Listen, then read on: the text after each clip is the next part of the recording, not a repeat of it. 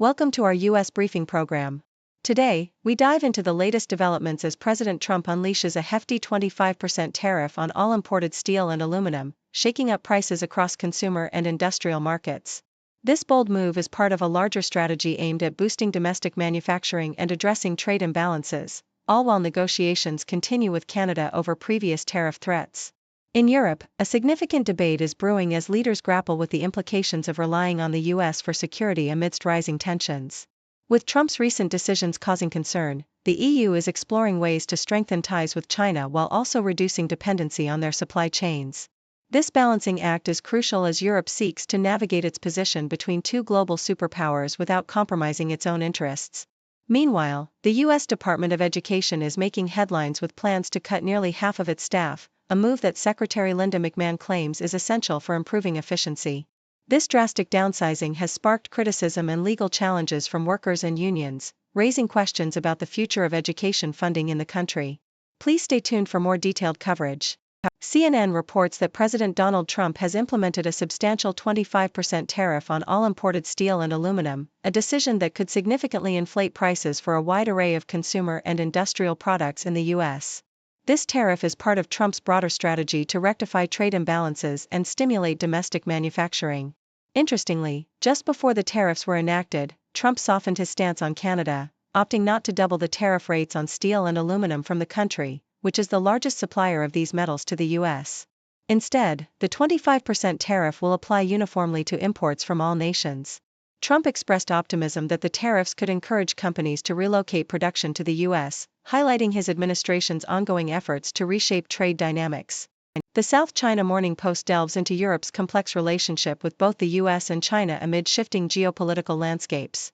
Influential figures in Europe are reconsidering their reliance on the U.S. for security and intelligence, especially after Trump's recent actions regarding Ukraine. This has led to speculation that Europe might strengthen ties with China, even as EU leaders push to reduce dependencies on Chinese supplies. As Brussels navigates this delicate balance, discussions are underway about the need to de-risk from both superpowers simultaneously. European officials are also advancing policies aimed at reducing reliance on Chinese pharmaceuticals and addressing overcapacity issues in various sectors, emphasizing the need for a strategic approach that safeguards European interests without severing vital transatlantic ties.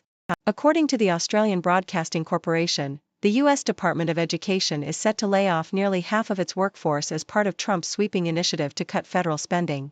The agency plans to reduce its staff from over 4,000 to just 2,183, raising concerns about its ability to function effectively. Secretary of Education Linda McMahon confirmed that these layoffs align with Trump's goal to dismantle the department, which he has criticized as being overrun by radicals. This drastic reduction in staff is part of a broader trend of significant job cuts across various federal agencies, driven by the Department of Government Efficiency's mission to streamline government operations. The layoffs have sparked backlash from unions representing affected workers, who argue that such cuts undermine the dedication of employees committed to public service.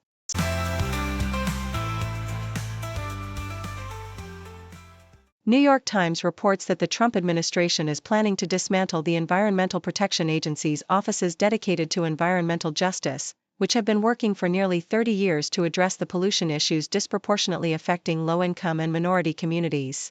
This decision, communicated in an internal memo by EPA Administrator Lee Zeldin, signifies a significant rollback of efforts aimed at mitigating health risks, such as asthma and heart disease, prevalent in these vulnerable populations. Critics, including former EPA officials, have condemned this move as a blatant disregard for the well-being of American citizens, while the administration characterizes the changes as necessary organizational improvements aligned with its broader agenda to cut wasteful spending. Associated Press highlights the escalating violence in California's high-security prisons, which has prompted officials to impose strict restrictions on movement, communication, and visitation. The California Department of Corrections and Rehabilitation has initiated these measures following a series of violent incidents, including 7 homicides this year alone. The restrictions, which include controlled movements for meals and showers, aim to facilitate an ongoing investigation into the root causes of the violence. The situation remains tense, as these prisons have historically struggled with violence, particularly among inmates serving life sentences who have little to lose, raising concerns about the safety and security of both inmates and staff. Australian Broadcasting Corporation examines the implications of President Trump's new tariffs on Australian exports, particularly in the aluminium and steel sectors. As Trump enforces a 25% tariff on these imports, Australia finds itself in a challenging position, having previously negotiated exemptions that are now revoked. The tariffs are part of Trump's broader strategy to reshape international trade relations, which he argues is necessary to reclaim economic fairness for the U.S. However, analysts warn that these tariffs could lead to increased costs for American consumers and disrupt global supply chains, potentially harming Australia's economy, especially in sectors reliant on exports to the U.S. While there are potential competitive advantages for Australian exporters if retaliatory tariffs are imposed on American goods, the uncertainty surrounding the global trade landscape poses significant risks.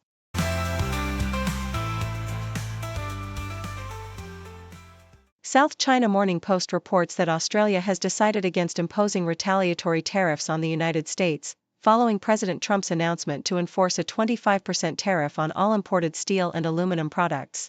Prime Minister Anthony Albanese expressed his disappointment, calling the decision entirely unjustified and detrimental to the long-standing friendship between the two nations. Albanese emphasized that imposing tariffs would only hurt Australian consumers and lead to economic self-harm, as they would face higher prices and inflation. Despite the negative impact on Australian metal producers, he remains committed to advocating for Australia's interests and seeking a reprieve from the tariffs, highlighting that Australian steel and aluminum exports to the U.S. are minimal compared to the overall trade volume. The Guardian highlights the chaos surrounding Trump's trade policies, including his abrupt decision to double tariffs on Canadian steel and aluminum before quickly reversing the move after Ontario's government ceased its surcharge on electricity exports. In a separate development, the U.S. Department of Education announced significant layoffs, cutting nearly half of its workforce as part of a broader effort to streamline operations. Education Secretary Linda McMahon defended the cuts as necessary for efficiency, but the decision faced backlash from Democratic officials who criticized it as detrimental to students.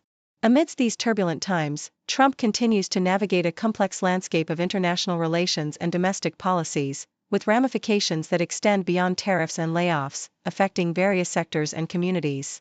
Thank you for tuning in. The content above showcases the latest briefing reports and analytical synopses, thoughtfully curated by the 6Do team. These insights stem from a wide array of reputable media outlets, think tanks, government sources, and specialized experts worldwide. We encourage you to explore these sources for a comprehensive perspective. Keep in mind that while the content may not always align with the official standpoint of 6Do Brief, it's not meant to be taken as absolute directives for decision-making. Comprising seasoned media professionals, learned scholars, and accomplished scientists, the 6Do team embodies a trailblazing, fully independent media entity.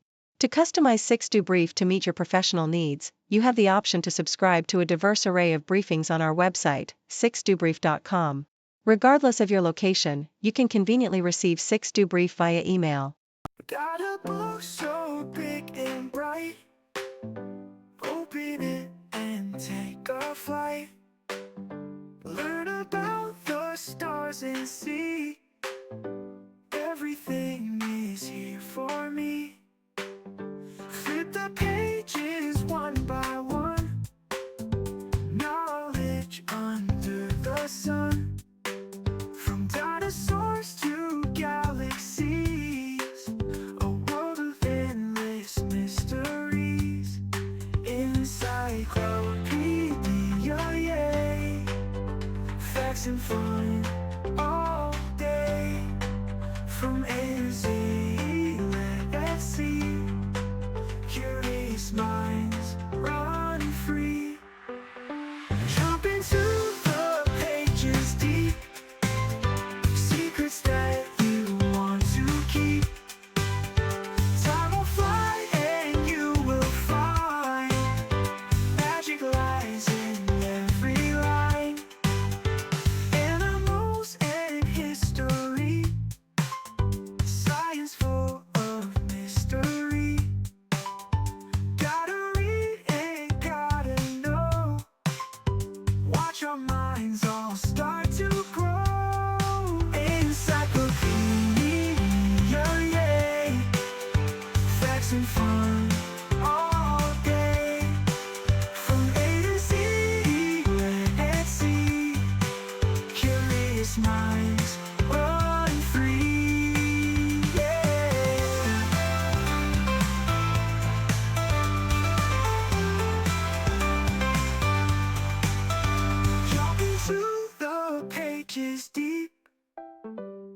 secrets that you want to keep. Time will fly and you will find magic lies in every line. To run free line, every line's run free.